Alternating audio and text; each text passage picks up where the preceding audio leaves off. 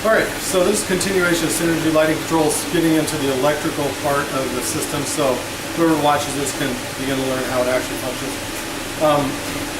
There's two things I always tell people with Synergy that are critical. It's groups and addressing. With Synergy, everything is about we control groups. We don't control individual outputs directly, rarely. So we put loads or outputs in groups, and we link groups to switches, to channels, to aux sensors, to photocells, to whatever else, and then we control that one. So first thing, so then the other part is addressing. So let's talk about this. You have 3 dimmer modules in this panel. You get some. Each module has an address. The little address wheel here, the little arrow inside set at 1. This little arrow set at 2. This one set at 3. So this is module 1, 2, 3, dimmer modules. You have a total of 6 terminal blocks. Actually there's 12, but there's 6 lower and 6 upper. The 6 lower are the dimmed outputs, and the 6 upper are the switched outputs. But each one of them is actually one output. There's a reason why I have a switch pin to dim. Some dimmed ballasts require a switch tot and a dim tot.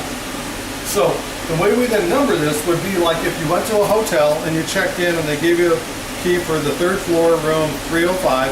Pretty good bet it's on the 3rd floor, not on the 1st floor, right? Because if there's 5 stories, there'd be 5 room 5s, right? So you know which floor you're on by that address, 305. So same thing here. So you have a 1 through 6 here, a 1 through 6 here, and a 1 through 6 here. This 1 through 6 is 101 through 106. This is 201 through 206, and 301 through 306. So if somebody was to call me and start talking about our particular house lights aren't working, it means nothing to me. What I need to know, or if they say it's whatever a particular load, it means nothing. It's the particular dimmer output that means everything. It's how we control. So that's the first thing. On all of these dimmers, you have 6 circuit breakers. Each breaker supplies power to that particular dimmed output. All right. This first module is off. It needs to be replaced. But I've already set the programming to move wires to the other so it fully functions as is. When the contractor reinstalls the new dimmer module, it's already programmed to function the way it is now, so it's not going to be a problem. One critical issue is the first circuit breaker in each module, number 1, has to be on for it to function properly. You see this little flashing green LED here? That is our phase set. It's what's indicating phase sense. We do what's called phase cut dimming. The way we actually control raising and lowering voltage is phase cut. And that tells me that it's functioning. If I turn it off, notice it disappears. What would happen is all these dimmers would go on full. They're going to stay on full. You can't control them. So if somebody came in there and turned this breaker off working on it, that particular module's loads would not function properly. They would just be off. Okay? So we always want to have that one on. All right.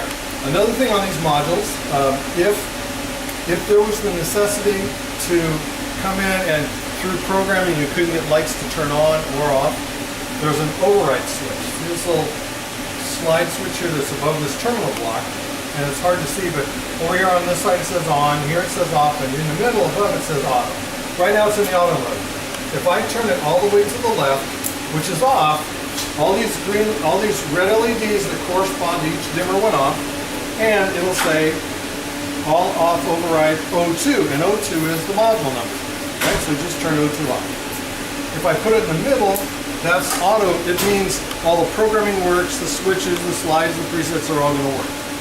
If I go all the way to the right, nothing changed on this because they're already on, but I've now forced everything on. It's never going off. And if you notice down here it says, it'll say all on override, DMX 512 on, offline on. So phase sense 01, we know that's a problem. And now it'll say all on override 02. So it will tell you that it's on.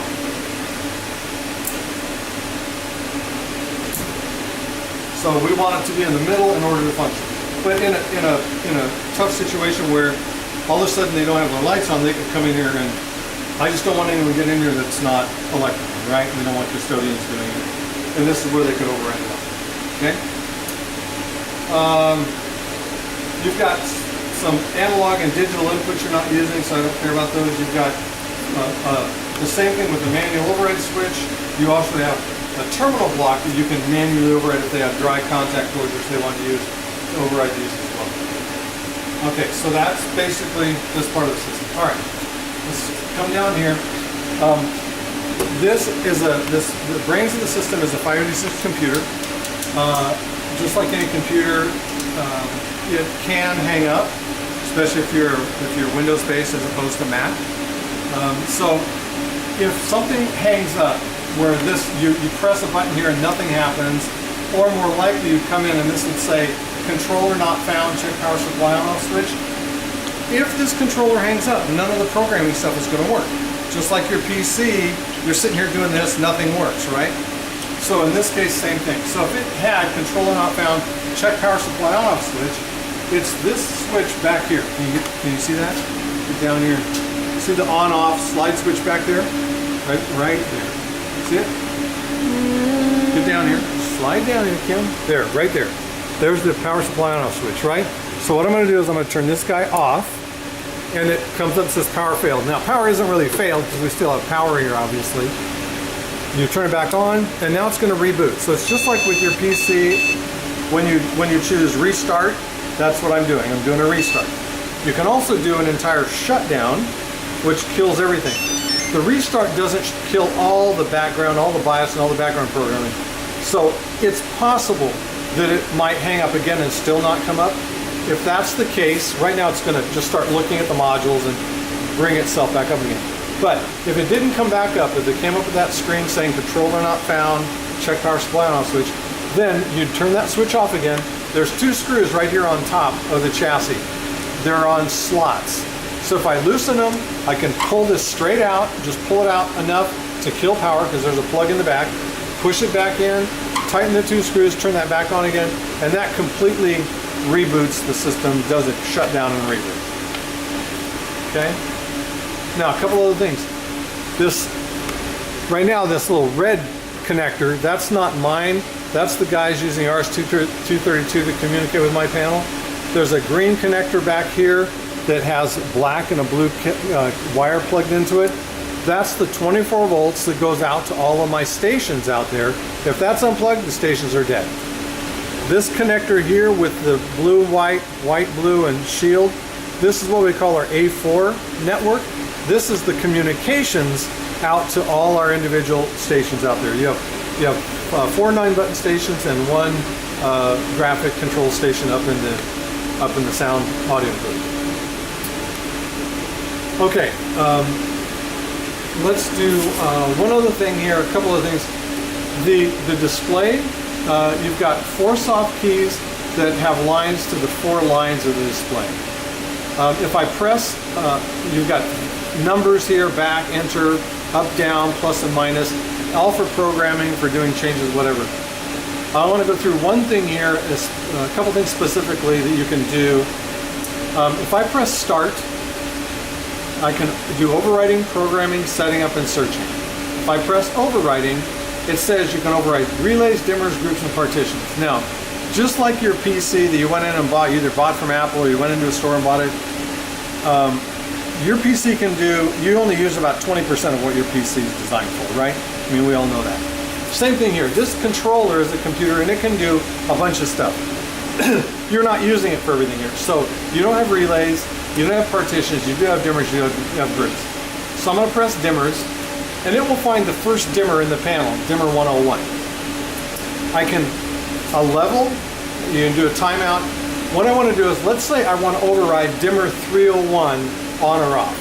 I can either press the plus key and it'll cycle through each one of the dimmer outputs in sequence, or I press the soft key next to dimmer, gives me a cursor with question marks. I can type in 301, hit enter, and now I'm there.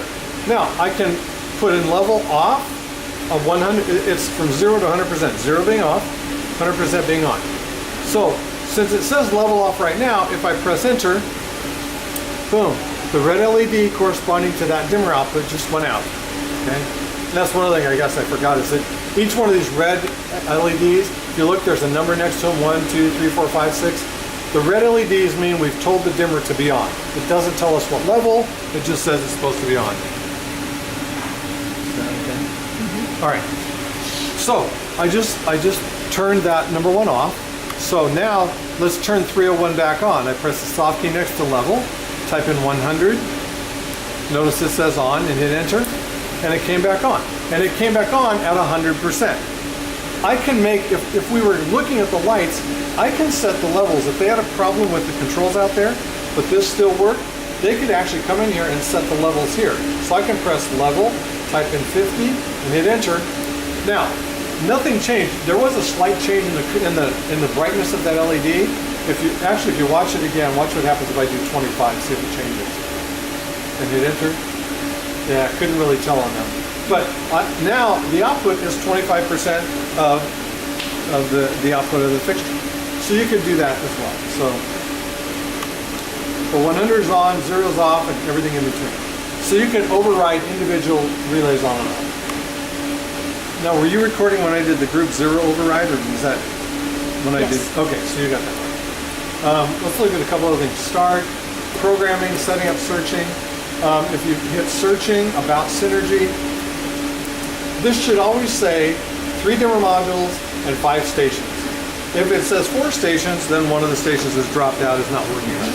Or if one of the dimmer modules is gone. So you have 3 dimmer modules, 5 stations, it should always do that. I can always search for status of communication. This tells me the bus is here, network we don't have. DA4 is this cable down here. I can reset it and monitor how many packets of information are being sent versus how many errors, and there's very few errors happening here. Which is, we want it to be less than 1/10 of 1%, and we're way below that.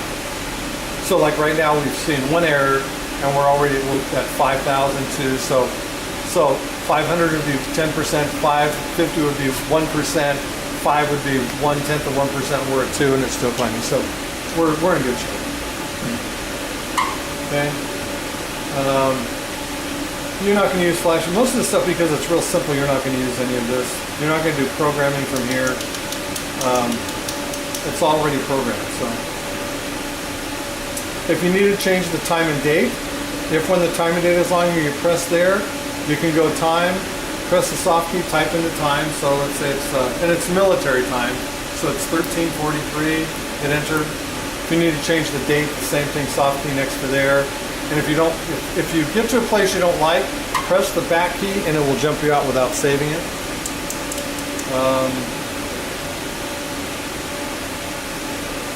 And that's basically it for Synergy Lighting. This is going to keep coming up saying DMX 512 offline because they're not using the DMX card here yet. If they plugged in the DMX and didn't have it fired up, it would say that, but the minute they turned it on, it would stop saying that, and it would take control of all of our loads, and none of our buttons would work, none of our programming would work. Okay? They don't have a laptop here. I don't know where the Synergy Config programming is that they had. But if they had a laptop, you could do what I've done, is connect serially into here and use Synergy Config to change programming, put in schedules. There's no schedules here. There's nothing I've been given, so that's all. All right, any questions, Kim? No, not right now. Okay.